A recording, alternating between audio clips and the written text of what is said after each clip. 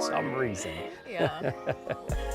Hey, thanks for joining us for KARE 11 News at Noon. We've actually got a lot of developing stories that have been coming into our newsroom, including a violent night in Minneapolis. Police is still looking for a suspect. Plus, in just hours, a vote could come down on the future of what the metro will look like. It all comes on another cold day, Mace. It does. Yeah. Today, right away when you step outside, you're like, oh yeah, it's still cold. Well, that too, yeah. Let's go back inside. Let's not go anywhere. Change my mind, call in sick, sure. Single digits, it's a cold day all across the state, western Wisconsin. Still not even above zero in Bemidji, although you will creep up a few more degrees. Thankfully, not a lot of wind today. You notice Bemidji wind chill was the same as the temp, so not a big deal. Same thing here in the metro, but where there's a little bit of light wind, yes, we go colder quickly, down to 10 below Brainerd, not even there, 8, 9 below St. Cloud, a little better than that Wilmer, but Mankato also at 11 below. So tonight, as it gets colder, clears out, we already have cold weather advisories in effect. Some areas down to 30 below, could push 40 below central and southern Minnesota, and I wouldn't be surprised to see these expanded across almost all of the area coming up later on this afternoon. We'll keep you updated on that. Regardless, it's going to be cold tonight. Cloud cover still around the Twin Cities, clear skies up into northern Minnesota, or at least mostly sunny. Some flurries trying to pop up. Airports had some flurries in the last hour. You notice here on radar, there's a little bit trying to show up, but the steadier area of snow will stay down in southeast Minnesota and into Iowa with a low pressure center down there. I'll show you more on that storm coming up in our next weekend potential for a little bit of snow, or at least to start the weekend. But today's forecast, obviously cold. We'll be lucky if we get to 10. Probably 8, 9, maybe 10. A cold day for sure, Cece. All right. Hey, thanks, Mace. Well, back to our top story. Right now, Minneapolis police are asking for the public's help finding suspects in a violent crime spree. It was 6 crimes involving shootings and robberies just 24 hours ago. And police say it all happened in the span of 2 hours. Michelle Beck breaks down what we know so far. Minneapolis police say there's at least 3 suspects behind these very crimes: 2 shootings, burglaries, aggravated robbery, and a carjacking at gunpoint. And you can see right here, one of the shootings was caught on camera. Time-stamped 5:01 a.m. yesterday. The suspects get out from their car, then point their guns at and shoots, according to police, a neighbor who's standing behind his window. Take a good look at these suspects. They moved quickly around South Minneapolis. Roughly 40 minutes into their spree, MPD even activated a specific protocol for the first time this year and flooded the area with officers. It is part of the same pattern, a number of crimes happening very quickly in a very small time span, and also in kind of a defined geographic area. But we don't know as of yet what the motivation for this was, or what is connecting any of these garages other than, just random opportunity. So far, police have found the stolen car. They also say they have the suspect's car, but again, not the suspects themselves. Back to you.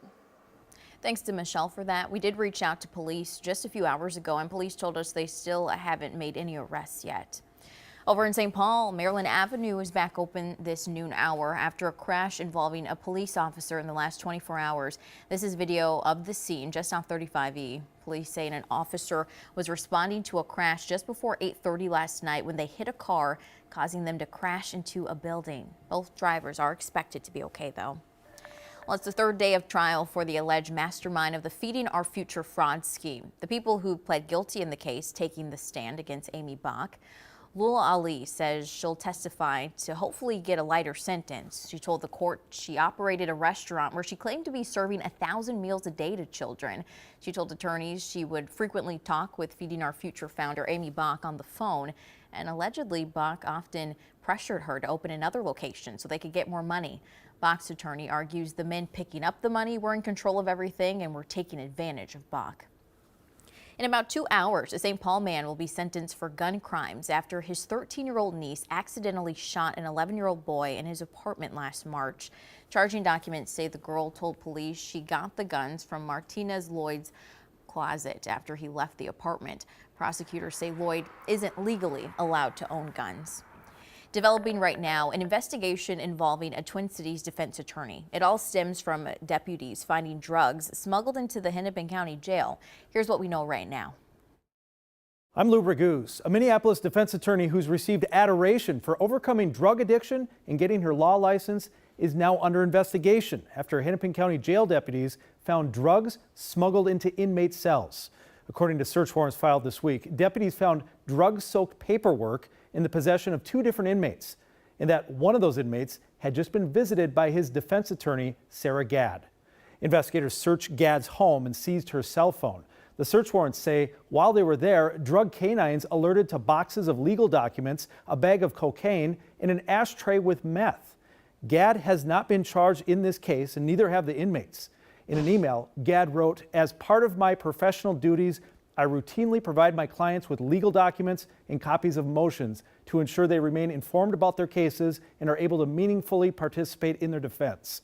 Recently, this standard practice led to the absurd suspicion that I might be smuggling paperwork laced with drugs into the Hennepin County Jail." The sheriff's office says they are still investigating.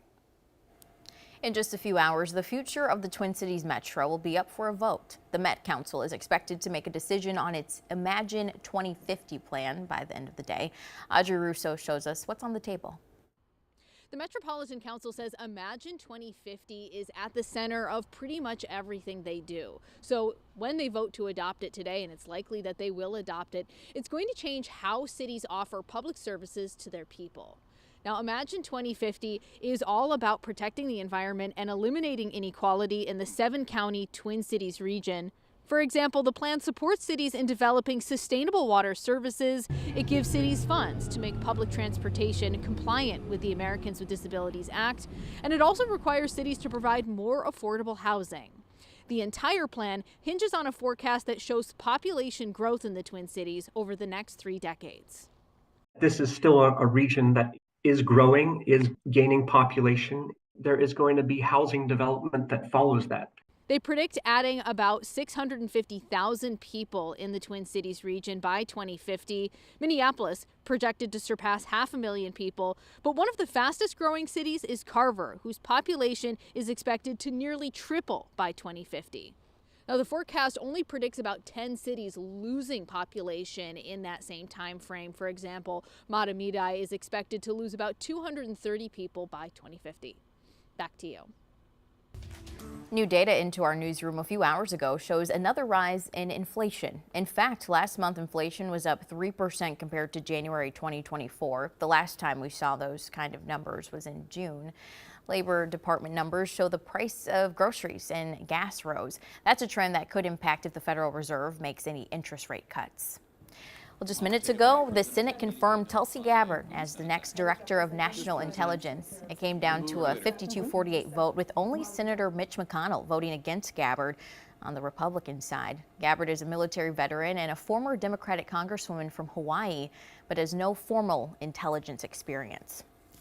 Developing right now, President Trump is calling for the end of FEMA. Yeah, he says they didn't do enough to help people after Hurricane Helene. At the same time, the Department of Homeland Security fired FEMA's chief financial officer and 3 FEMA workers.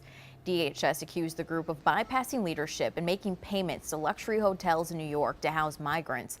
Last year, Congress appropriated $650 million to the Shelter and Services Program, separate from disaster relief money. But they say cities generally ask for reimbursements.